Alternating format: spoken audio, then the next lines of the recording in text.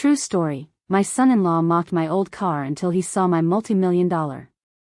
Have you ever felt like you've been living in the shadows, quietly enduring, while your own light is dimmed by those who should cherish it most? Have you ever felt like you've been living in the shadows, quietly enduring, while your own light is dimmed by those who should cherish it most? Have you ever felt like you've been living in the shadows, quietly enduring, while your own light is dimmed by those who should cherish it most? Have you ever watched the child you devoted your life to cast you aside for the person they married? The child you nurtured, sacrificed for, poured every ounce of your being into, only to see them stand silently by, or worse, implicitly agree, as you were diminished, disrespected, and made to feel worthless by their chosen spouse? I have, dear. More times than I care to count. But they didn't know, not for a second, that I would be the one to write the final, most unexpected chapter of their story. They were so busy building their grand narrative, they forgot to check who held the pen for the epilogue. And oh, what an epilogue it turned out to be. My life before Sterling was simple, yet rich with a quiet contentment. Arthur and I built it together, brick by brick, memory by memory. He was my rock, my steady compass in a world that often spun too fast. We met in our early 20s, two quiet souls drawn to each other's genuine kindness and shared love for the simple pleasures, long walks in the park, Sunday picnics, the comforting scent of old books. He was an engineer, meticulous and brilliant in his own way, always seeing the hidden potential in things, whether it was a rusty antique clock or a seemingly barren patch of land. I was a teacher, nurturing young minds, finding joy in every small victory. Our home, a modest but lovingly maintained two-story house with a sprawling backyard, was filled with laughter, the aroma of my baking, and the comforting hum of Arthur's tinkering in his workshop. We raised our only daughter, Anya, with values of empathy, integrity, and the understanding that true wealth lay not in possessions, but in strong character and loving relationships. Arthur was a man of few words, but his actions spoke volumes. He cherished me, adored Anya, and approached life with a profound sense of foresight. He believed in planting seeds and waiting patiently for them to grow, whether those seeds were in our garden or in his financial ventures. He had a knack for spotting opportunities where others saw only dirt or empty lots, a quiet genius for recognizing true value beneath the surface. For decades, he had quietly, meticulously, invested. Not in flashy stocks or risky ventures that promised quick riches, but in things that grew, things that lasted. Blue-chip companies, yes, but primarily real estate. And not just any real estate. Strategic pieces of land, often undervalued at the time, that he believed would one day become crucial for urban expansion. He called it his legacy for Ilera, a way to ensure I would always be secure, no matter what uncertainties life might throw my way after he was gone. He was always planning, always thinking steps ahead, never seeking recognition for it, just the quiet satisfaction of knowing he had provided. Old Bessie, my 1998 Ford Taurus, was a testament to Arthur's character. He bought her brand new, an unassuming family car, and treated her with the same care and respect he gave everything in his life. He performed every oil change, tuned her engine by hand, and kept her running beautifully, long after most cars her age would have given up. When he passed, leaving a void that still aches sometimes, Bessie became a tangible link to him, a rolling monument to his practicality, his perseverance, and his quiet love. Her faded paint, the few rust spots like freckles, the asthmatic dragon sound of her engine, they were not flaws to me, but badges of honor, stories etched into her metal skin. She always got me where I needed to go, reliably, faithfully, just like Arthur himself. Then came Sterling. Anya brought him home about 10 years ago, a whirlwind of polished charm and undeniable ambition. He was handsome, I'll admit, with an easy smile and a way of making grand pronouncements that, to Anya, sounded like the very definition of success. To me, they sounded a bit like arrogance, a carefully constructed facade. But Anya was so smitten, so clearly happy, her eyes sparkling with a joy I hadn't seen in her before. As any mother knows, you want to see your child happy, even if it means holding your tongue about your reservations. He came from a family of modest means, he'd told us, a story he often repeated, as if to highlight his self-made success. He was a junior executive at some real estate firm, eager to climb the ladder, always talking about his vision. Arthur, God rest his soul, had watched Sterling with a thoughtful, almost knowing gaze during that first dinner. "He's got a hungry look in his eyes, Elara," Arthur had whispered to me later that night as we prepared for bed. "And not just for success. For what others have." I had brushed it off then, thinking Arthur was just being protective of our Anya, a typical fatherly instinct. How I wish I had listened closer, truly pondered the depth of his observation. Arthur had a way of seeing things others missed, like the roots beneath the surface. The slights started subtly, almost imperceptibly, like tiny pinpricks, each one a small erosion of my dignity, my place within my own family. The first time Sterling commented on our house, the comfortable but not opulent home Arthur and I had built together, was a perfect example. We had poured our hearts into it, every nail, every coat of paint imbued with our love. "Cozy," he'd said, looking around with a faint curl of his lip, his eyes scanning the well-worn but cherished furniture as if it were an exhibit in a dusty museum. "But I can see why Anya's so keen to get a place of her own. Something with a bit more space. And modern amenities, of course. A real chef's kitchen, perhaps." He'd said it as if our home, filled with decades of cherished memories, was somehow deficient, a temporary inconvenience for Anya until she could ascend to a higher plane. Anya had just giggled nervously, a brittle, unfamiliar sound, and quickly changed the subject, her gaze avoiding mine. I felt a pang, but pushed it down, telling myself it was just Sterling's way, his ambition speaking. Then there were the financial expectations. Sterling, always quick to flash his expensive watch or the keys to his latest leased luxury car, would somehow always be a bit short when it came to family dinners. We'd be at a nice restaurant, Sterling loudly ordering the most expensive items, and when the bill came, he'd suddenly remember a forgotten wallet. "Oh, Elara, could you just grab this one? I left my wallet in the car, and the bill's already here. I'll get the next one, promise." The next one never materialized. It wasn't about the money, you understand. I could afford it, comfortably. It was the assumption, the casual expectation that I, the mother-in-law, was simply there to facilitate their lifestyle, to pay for their convenience, to be a silent, open purse. Anya would always chime in, a little too quickly, her voice laced with an almost desperate loyalty. "Oh, Mom, Sterling works so hard, he's always so busy, he just forgets sometimes." Always an excuse, never an apology from Sterling, never an offer to send me the money later. It was a pattern, a slow, steady drain on my goodwill. As the years passed, Sterling's career did indeed take off. He moved up at Meridian Developments, the real estate firm he worked for, and his income swelled. And with his income, his ego expanded tenfold. He started treating our family gatherings, once intimate and warm, like his personal stage. He'd dominate conversations, talking endlessly about his latest deals, his ambitious projects, his vision for the city, his inevitable rise to the top. If anyone dared to offer a different opinion, particularly me, he'd simply talk over them, his voice rising, or dismiss their input with a wave of his hand and a condescending smile. "Oh, Elara, you wouldn't understand the intricacies of urban planning, dear. It's a bit more complex than budgeting for groceries," he'd say, a thinly veiled insult wrapped in a patronizing tone.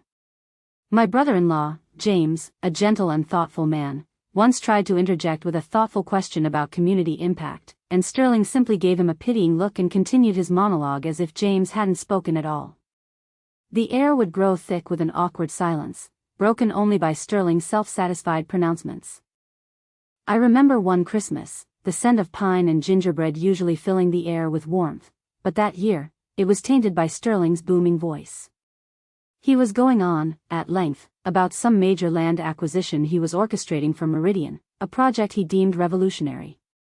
I happened to mention, quite innocently, that Arthur and I had owned a significant parcel of land on the outskirts of the city for years.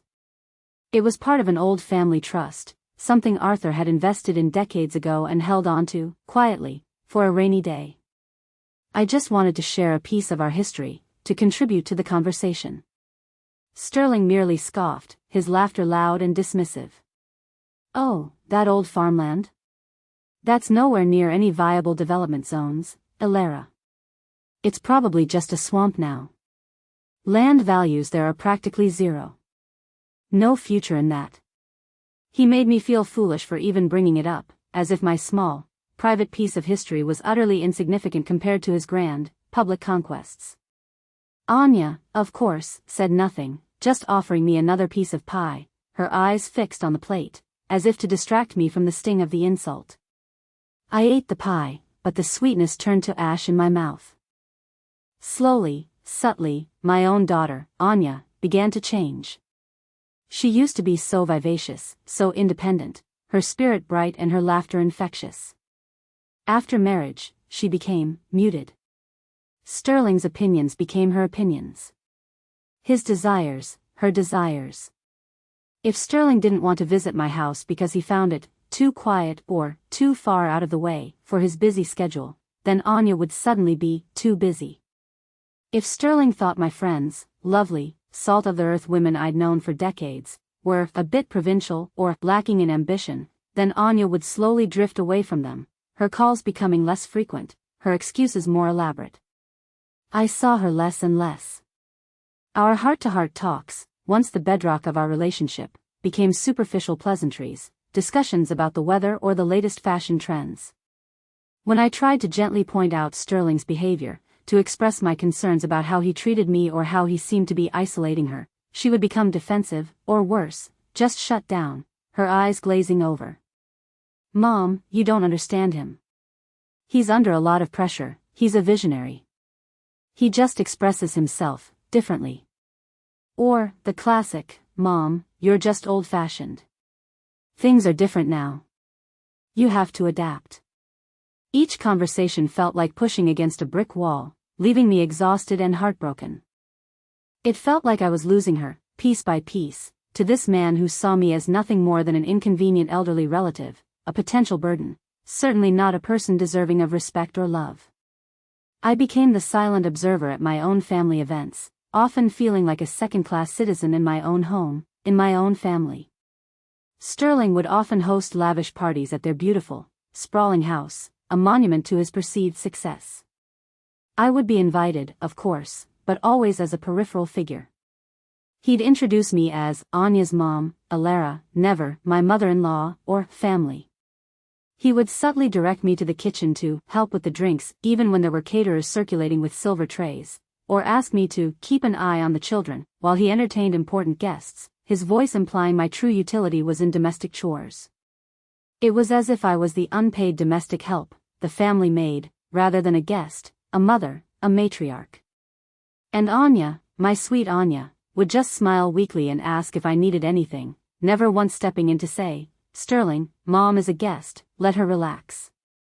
Or, Mom, you've done enough, come sit down. Her silence, dear, was the loudest betrayal of all, a constant, low thrum of abandonment. I used to go home after those gatherings, my heart heavy, my spirit bruised. I'd look at Arthur's photo on the mantelpiece, his kind eyes seeming to hold a silent question, and wonder what he would have done. He was a man of quiet strength, a man who wouldn't tolerate disrespect, especially not towards his wife, his family. I'd run my hand over Bessie's worn dashboard, feeling the ghost of Arthur's hand there, and a deep longing for his comforting presence. I told myself I was being strong for Anya, that I was preserving peace, but deep down, I knew I was just allowing myself to be walked over. And then, there was the car incident. That public, brazen humiliation, with my grandson watching, and my daughter doing absolutely nothing. It wasn't a pinprick anymore. It was a gaping wound, tearing open years of suppressed pain. The day everything irrevocably changed, the day the final, fragile thread of my patience snapped, was a beautiful, crisp Saturday afternoon in late spring. It was the annual family gathering at my sister Martha's house, a tradition we'd held for decades. The air was alive with the promise of summer, the scent of barbecue smoke mingled with blooming jasmine from Martha's carefully tended garden. Children's laughter echoed from the yard, a carefree sound that usually brought me such joy, and the air was thick with the usual comfortable buzz of relatives catching up, their voices a comforting tapestry. I'd arrived a little early, as I always do, to help Martha set up. We bustled around the kitchen, old hands working together seamlessly, sharing anecdotes and quiet smiles. My old car, Bessie, bless her heart, was parked prominently in the driveway, right next to Martha's neat little sedan, a sensible beige Honda. Bessie, a 1998 Ford Taurus, a bit of a survivor, you see. Her paint has faded in places, a few rust spots dot her ancient body like freckles, and her engine sometimes sounds like an asthmatic dragon clearing its throat, but she's reliable. She always gets me where I need to go, and she was my late husband Arthur's pride and joy. He'd kept her running beautifully, and after he passed, I made sure she stayed that way, a little piece of him with me, a rolling sanctuary of memories. The afternoon was going perfectly, warm sunshine, genuine smiles, until Sterling arrived. Sterling. My daughter Anya's husband. He pulled up in his gleaming, obsidian black Mercedes-Benz S-Class, a monstrosity of polished chrome and tinted windows that seemed to suck all the light out of the vibrant spring day, casting a shadow over the cheerful gathering. He parked it, deliberately, I thought, his movements precise and theatrical, directly behind old Bessie, making her look even smaller, even more insignificant than she already did next to his hulking metal beast. He stepped out, impeccably dressed in linen trousers and a polo shirt that probably cost more than my entire monthly grocery bill, a smug, self-satisfied smirk plastered on his face. Anya, my Anya, followed him out, looking a little flustered, her usual easy smile tight around the edges, almost a grimace. She waved to me, a small, almost apologetic gesture, a flicker of the old Anya, before Sterling draped an arm possessively around her waist and steered her towards the gathering crowd, his hand resting a little too firmly, a little too dominantly, on her back. I watched her go, a familiar ache starting in my chest. I was chatting with my nephew, little Timmy, a sweet boy of about 5, who was showing me a caterpillar he'd found, when Sterling's voice, amplified by his booming confidence and the sudden quiet that descended as he approached the main group, cut through the gentle hum of conversation. Good grief, Anya, he drawled, his voice carrying just enough for everyone to hear, a calculated performance. Whose antique is that? He pointed, not subtly, but with a dramatic flourish, directly at old Bessie. My heart sank. A cold dread washed over me. I knew where this was going. Timmy, bless his innocent heart, piped up, unaware of the tension, that's Grandma Alara's car, Uncle Sterling. She calls her old Bessie. She smells like old adventures, he added, his small voice full of genuine affection for my car. Sterling's eyes, cold and dismissive, finally landed on me, having ignored me until my name was mentioned. He offered a perfunctory nod, a mere twitch of his chin, barely acknowledging my presence, before turning back to the car. Grandma Alara's, is it? Well, Alara, you certainly have a unique taste in automobiles. I haven't seen one of these on the road since, well, since before I was born, probably. He chuckled, a dry, humorless sound, and several of my more easily amused relatives, those who liked to align themselves with power, chuckled along with him, their laughter a shallow, echoing betrayal. My cheeks burned, a fiery flush of humiliation rising from my neck. She's old, Sterling, but she's reliable, I said, trying to keep my voice even, trying to maintain some semblance of dignity, to project an unshakable calm that I certainly didn't feel inside. He walked around Bessie, running a manicured finger over a small rust patch on the fender, as if inspecting a curious specimen in a bizarre exhibit. Reliable? My dear Alara, that thing looks like it's held together with rust and prayer. I'm surprised it even starts. The exhaust pipe looks like it's about to fall off, and the way it sputters, honestly, it sounds like a dying lawnmower. He shook his head slowly, feigning a look of grave concern, but his eyes glittered with malicious amusement. You know, for your own safety, you really should consider something more modern. Safer. I mean, what if Anya needed to borrow it? Or if little Leo had to ride in it? The insinuation was clear, my car was a danger to his precious family. My grandson, Leo, Sterling and Anya's son, a bright 7-year-old with his father's sharp features but his mother's gentle eyes, had just emerged from the house, drawn by the commotion and the raised voices. He looked up at Sterling, his brow furrowed, then at me, then at Bessie. Can I sit in it, Grandma?" he asked, his eyes wide with curiosity, oblivious to the undercurrents of tension.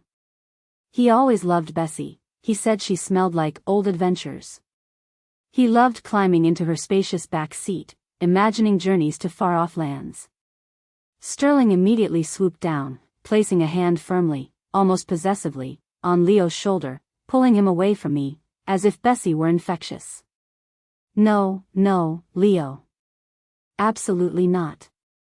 That car is, well, it's not very safe, son. It's old, you see. Very old. Daddy wouldn't want you riding in something that could break down on the highway. Or worse, darling. We don't take risks with our precious boy." He pulled Leo closer, as if shielding him from some invisible contagion emanating from my beloved car, from me. "You stick to Daddy's car, okay? It's much, much safer. And cleaner." He shot me a pointed look, implying that Bessie, and by extension, was somehow unclean, beneath their pristine standards. The air around me thickened, not with barbecue smoke, but with a suffocating wave of humiliation. Every eye was on me, then on Sterling, then on my daughter, Anya. I could feel their collective gaze, a mixture of pity, discomfort, and perhaps a touch of judgmental amusement.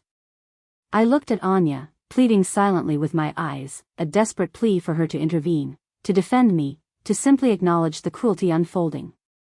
Anya, my only child, the one I had raised to be kind, to be empathetic, to stand up for what was right, to have a strong voice.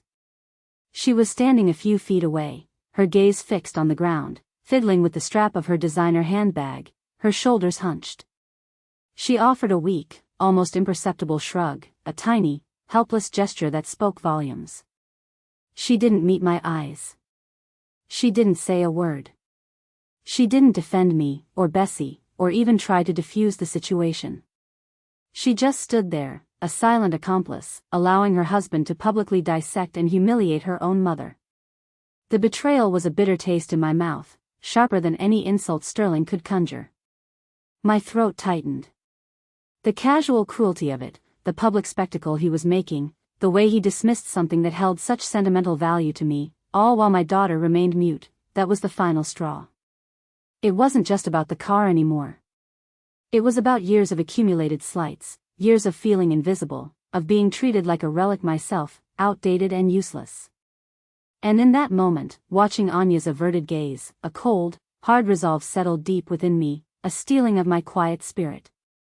They didn't know it then, but this was the day I stopped being the quiet, accommodating Alara.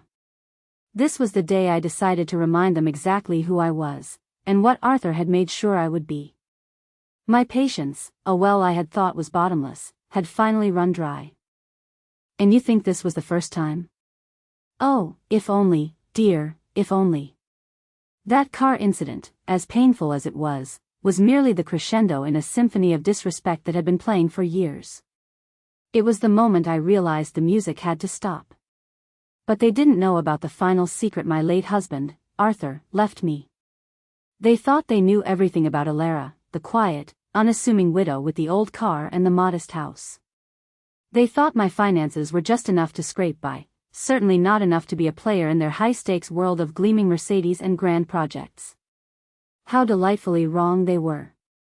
Arthur was a man of few words, but immense foresight. He wasn't a corporate titan, no, not like Sterling. He was an engineer, brilliant in his own way, with a mind that saw patterns and possibilities where others saw only chaos. But he also had a knack for spotting opportunities where others saw only dirt or empty lots. For decades, he had quietly, meticulously, invested. Not in flashy stocks or risky ventures that promised quick returns, but in things that grew, things that lasted. Blue-chip companies, yes, but primarily real estate. And not just any real estate. Strategic pieces of land, often undervalued at the time, that he believed would one day become crucial for urban expansion. He called it his legacy for Alara, a way to ensure I would always be secure, no matter what. He often told me, the real treasures, Alara, are often buried beneath the surface, waiting for the right moment to be unearthed. I never truly understood the depth of that until much later. He had left me a sealed envelope, to be opened 6 months after his passing. It was a strange instruction, a final act of his thoughtful planning, allowing me time to grieve before facing new responsibilities.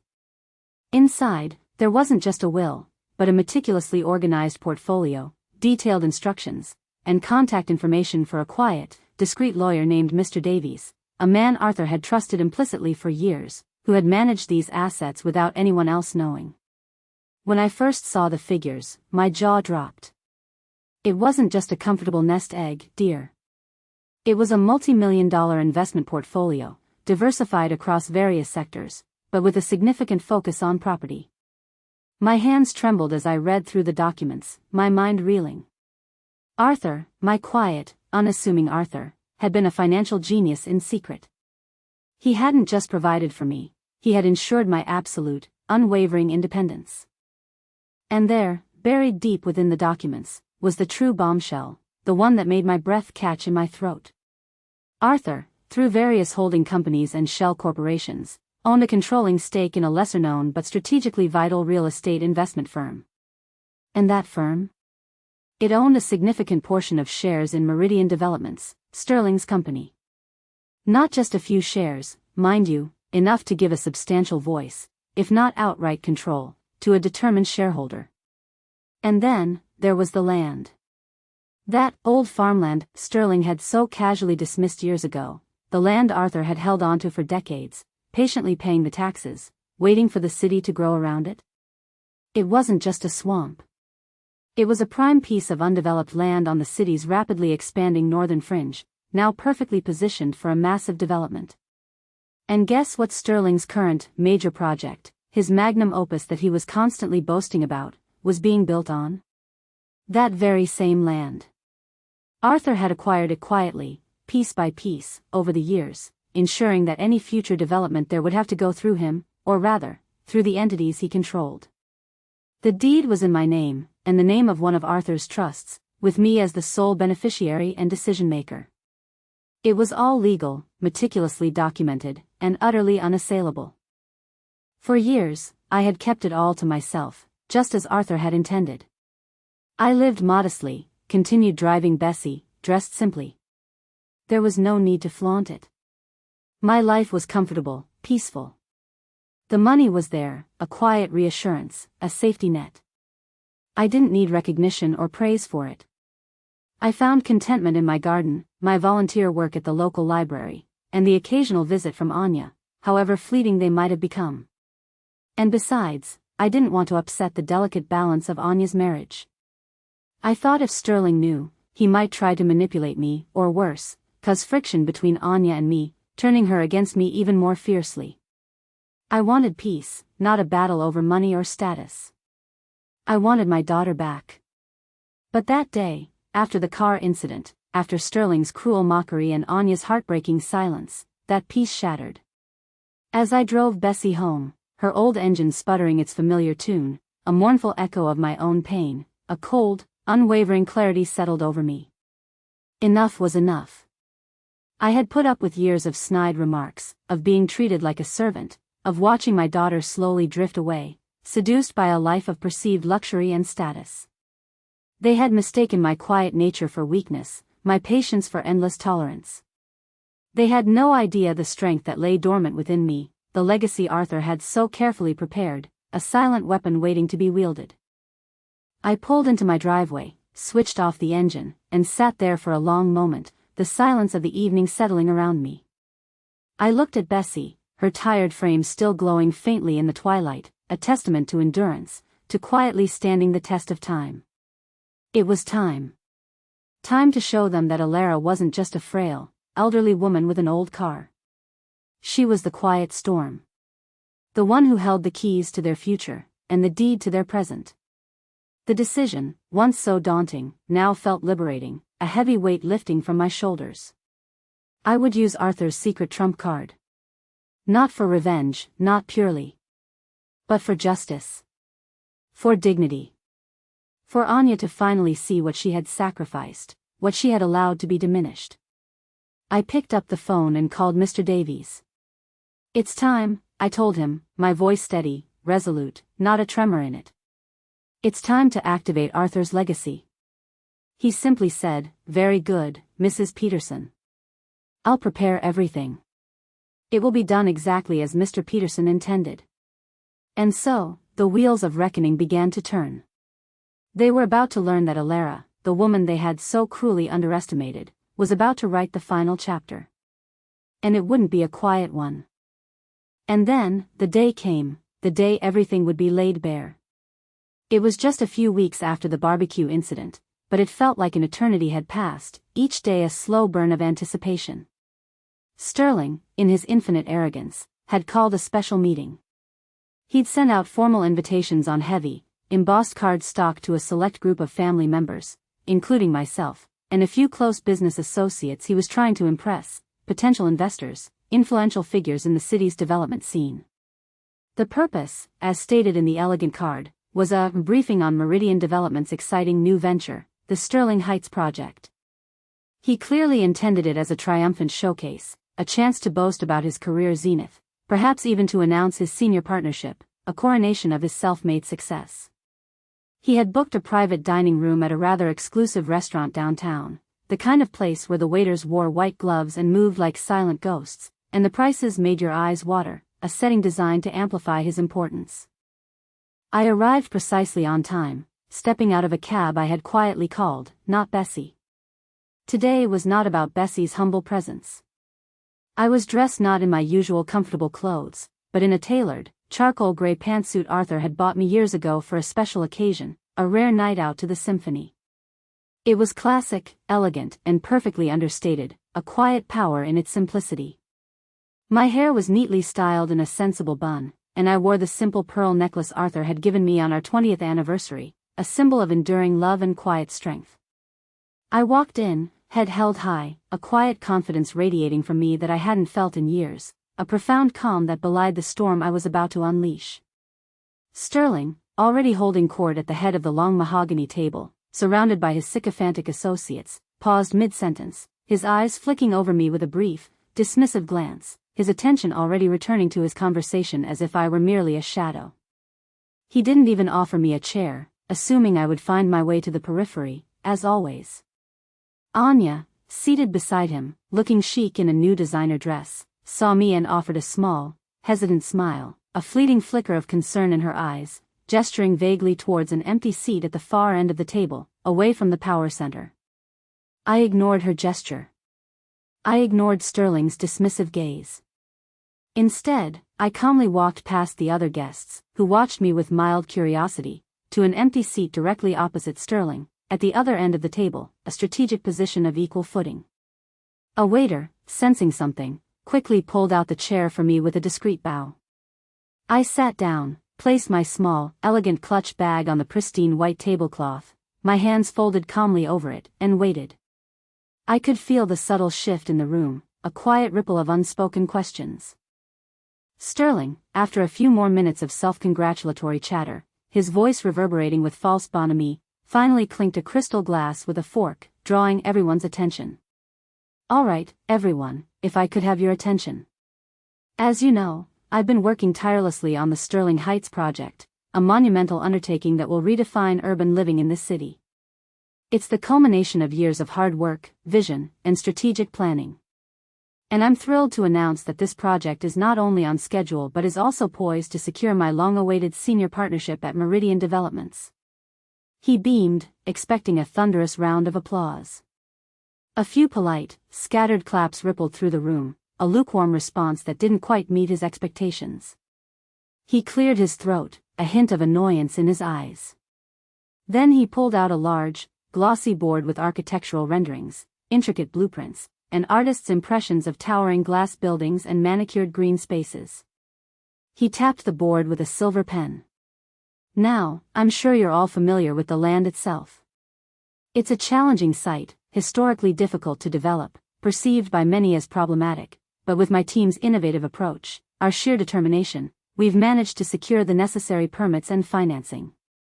We broke ground last month, and we expect Phase 1 to be completed within 18 months, a testament to our efficiency."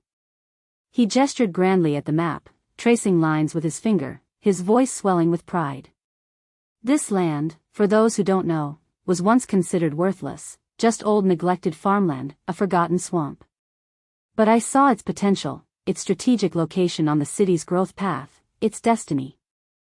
This was my cue. My moment. I cleared my throat, a soft, polite sound that somehow cut through his booming monologue, a tiny pebble dropping into a vast, silent lake. Sterling paused, annoyed, his head snapping towards me, his jaw tightening. He looked at me with a condescending glare. Yes, Alara? Did you have a question? We're discussing serious business matters here. His tone was dismissive, as if I were a child interrupting an adult conversation, a trivial annoyance. Yes, Sterling, I do, I said, my voice calm, clear, and steady, carrying effortlessly across the silent room. Every eye in the room turned to me, a mixture of curiosity and apprehension. Anya shifted uncomfortably in her seat, her eyes wide, a flicker of something unreadable in them. You mentioned the land for this Sterling Heights project. You said it was historically difficult to develop, and once considered worthless. And that you secured the necessary permits and financing. Sterling gave a dismissive laugh, a short, sharp bark. That's right, Alara. Years of meticulous negotiation, dear. Far too complex to go into now. But rest assured, everything is in order. We have full control. He waved his hand, eager to move on. Oh, I think it's quite simple, actually, I replied, a small, knowing smile touching my lips, a genuine smile this time, not a forced one. Because, you see, Sterling, while you were busy negotiating and securing permits, you seem to have overlooked a rather crucial detail. A rather significant, fundamental detail. I reached into my elegant clutch bag and pulled out a single, crisp document, not a stack, just a single page. This is a copy of the deed for that very land, Sterling. The parcel you're building your grand project on. The largest, most strategic parcel. I pushed it across the table. It slid effortlessly, a silent declaration of war, landing right in front of him, stark white against the dark mahogany. Sterling frowned, annoyance giving way to confusion. He picked up the paper, his manicured fingers trembling almost imperceptibly as his eyes scanned the formal script. His face, usually so composed, so carefully controlled, began to drain of color. The smug smile vanished, replaced by a look of bewildered shock, then dawning horror. What is this? This is impossible. This land is owned by Meridian Developments, it was acquired fair and square. We have the contracts. His voice was rising, a tremor of panic entering it, barely contained. Not entirely, Sterling, I corrected him gently, my voice still unwavering, like a calm tide against a rising storm. Meridian Developments holds a long-term lease on a portion of it, yes. But the actual ownership of the primary parcel, the largest and most crucial part of your Sterling Heights project, has been held by a trust for over 4 decades. A trust controlled by my late husband, Arthur. And since his passing, that control, and indeed, the full ownership, passed directly to me, as the sole beneficiary and decision-maker. I paused, allowing the words to sink in, to resonate with the silent horror of the room. And I assure you, Sterling, there are no clauses in that lease allowing for a transfer of ownership without my explicit consent. He slammed the deed back onto the table, his hands shaking, the paper crinkling. This is ridiculous. A forgery. Some old, outdated document. This is my project. My legacy. You can't do this. His voice was now a desperate yell, a raw, exposed sound that shattered the quiet dignity of the room. He looked wildly around, his eyes darting from face to face of the bewildered business associates. Oh, it's very real, Sterling, I said, my voice never wavering, a calm, steady counterpoint to his rising panic. My lawyer, Mr. Davies, who is waiting just outside, has all the original, notarized documents, as well as the full portfolio of my holdings, meticulously prepared by Arthur over many years. Including, by the way, a controlling stake in the very firm you're so desperate to impress, Sterling. Meridian Developments. I watched him, truly watched him, as the realization dawned. His eyes, fixed on me, were no longer dismissive but filled with a profound, terrifying understanding. The room went completely silent. You could have heard a pin drop. The air was thick with disbelief, with the sudden, brutal shift of power. Sterling's face was a masterpiece of disbelief, rage, and dawning horror. His mouth opened and closed, no words coming out, a desperate, silent gasp. He looked like a fish out of water, gasping for air, his perfectly coiffed hair now slightly disheveled. The color had completely fled his face, leaving it pasty white, almost ghostly. His eyes darted around the room, wild and desperate, landing finally on Anya, a silent accusation. Anya. My daughter. She had been watching me throughout, her eyes wide with a mixture of confusion and dawning dread. As I spoke those last words, as the full weight of my revelation hit her, as she understood the magnitude of what I had just done, her hand flew to her mouth, stifling a cry. Her face crumpled. The tight, apologetic smile she usually wore was gone, replaced by a look of utter shame and regret, a raw, naked vulnerability I hadn't seen in years. She looked at me, then at Sterling, then back at me, tears welling in her eyes. Not tears of anger, no. But of a profound, agonizing realization. She tried to say something, a small, choked sound, but no words came out, only a sob. She finally met my gaze, truly met it, for the first time in years, her eyes swimming with unshed tears. And in her eyes, I saw not resentment, but an undeniable, piercing sorrow. The kind of sorrow that comes from knowing you've made a terrible mistake, knowing you've been blind, and that the consequences are now unavoidable, far-reaching. Sterling, the architect of his own downfall, had finally been toppled, not by a corporate rival, but by the quiet widow he had so casually dismissed. And I, the quiet, underestimated Alara, had been the one to do it. The day of reckoning had arrived, and it was glorious in its quiet devastation, a symphony of silence and shattered ambition. So where is Sterling, the man who mocked my beloved car and humiliated me in front of my family, now, you ask? Oh, dear, his gleaming Mercedes now sits in a different driveway, and not his own. The Sterling Heights project, his self-proclaimed magnum opus, was indeed halted, but not because of financial issues or permit problems. It was halted because the land it was being built on, the land he had boasted about securing and owning, was no longer available to him. Or rather, it was available, but only on my terms, terms dictated by my lawyers and my newfound power. After that meeting, after the initial shock wore off and the reality set in, Sterling's world imploded. The senior partnership he'd been so close to, the pinnacle of his career aspirations, vanished, like smoke in the wind, a mirage dissolved by hard truth.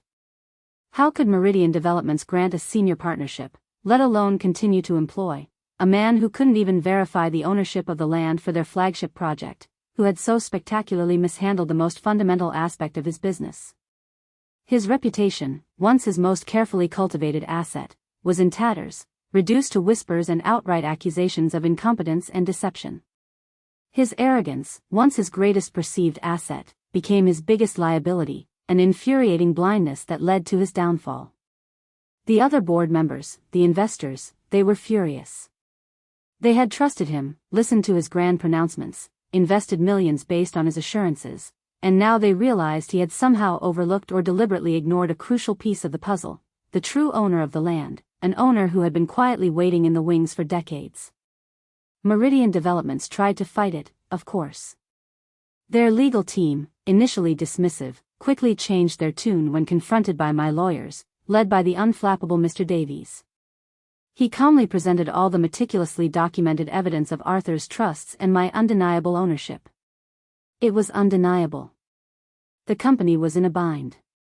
They could either halt the project entirely, losing hundreds of millions in invested capital and facing massive lawsuits from their own investors, or negotiate directly with me. And since I held a controlling stake in their own company, the choice was rather clear, a bitter pill they had no choice but to swallow. They came to me, humbled, seeking terms. I allowed the project to continue, but under new management, and with a significant portion of the profits diverted to my trust, ensuring Arthur's legacy continued to benefit me and, eventually, Anya and Leo. Sterling was, naturally, completely cut out. He lost his job, his prestige, and much of his remaining wealth in legal fees and settlements. His luxury car, the gleaming symbol of his status, was repossessed. He tried to sue, of course, but he had no legal leg to stand on, his claims baseless, his documents insufficient. His career in real estate was over, irrevocably. From what I hear, he's now working as a sales manager for a minor appliance company in a distant city, a far cry from his dreams of urban empires and private jets. He tried to rebuild, tried to charm his way back into the industry, but his credibility was shattered. No one in the industry would touch him. The man who scoffed at my worthless land learned the true meaning of value, and the true cost of arrogance. And Anya? My daughter. She was devastated. Not just by Sterling's downfall, but by the shattering realization of how much she had allowed herself to be manipulated, how much she had abandoned me for the sake of her husband's perceived success, his promises of a grand future. Her marriage, built on the shifting sands of Sterling's ambition and Alara's silence, couldn't withstand the pressure. They fought constantly, the veneer of charm and wealth stripped away, revealing the insecure, petty man beneath. The lavish life vanished. And without the perceived wealth and status, Sterling's charm quickly evaporated, leaving only resentment and bitterness. Their marriage ended, as I suspected it might, the hollow shell unable to hold itself together. Anya came to me, eventually. It was weeks after the divorce was finalized, after the dust had settled and the sting of public humiliation had begun to fade.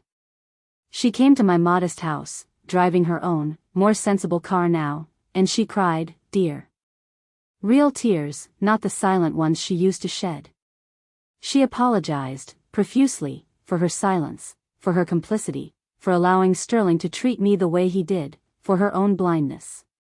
She said she was so caught up in his world, so blinded by his promises of a grand future, by the allure of status, that she lost sight of what truly mattered, what was truly valuable. She lost herself. It was painful, raw, but it was also a cleansing, a necessary shedding of illusions. We have a long road ahead of us, rebuilding our relationship, brick by painful brick, but at least now it's on honest ground, built on truth and genuine remorse. She finally sees. She sees that true worth isn't in a gleaming luxury car, but in the enduring, quiet loyalty of an old Bessie, and the unwavering, deep love of an old mother. She started visiting more often, staying longer, truly talking, and sometimes, she even drives Bessie herself, her hand resting on the worn steering wheel, a silent acknowledgement. As for me, I have found a profound peace. My dignity is restored, not by external validation, but by my own quiet strength. I continue to drive Bessie, though now I can easily afford a fleet of new cars. But Bessie, she's more than just a car.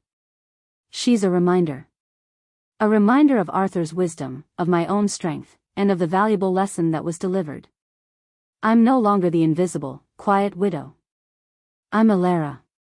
And I've reclaimed my power, and my voice. The well of my patience is no longer limitless, but my spirit is boundless. The lesson, dear friends, is this: never test anyone's patience to its limits. Never mistake quietness for weakness, or humility for insignificance. Because the quietest people, the ones who seem to fade into the background, often hold the biggest secrets, the deepest wells of strength, and the most unexpected trump cards. They might just be waiting for the perfect moment to play their hand, to write the final, most unexpected chapter of someone else's story.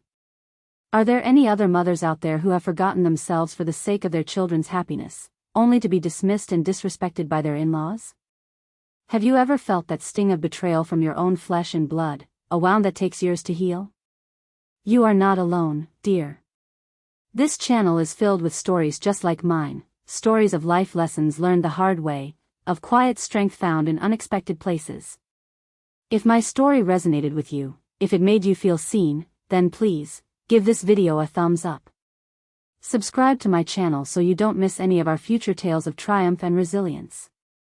Turn on notifications so you can be part of our community.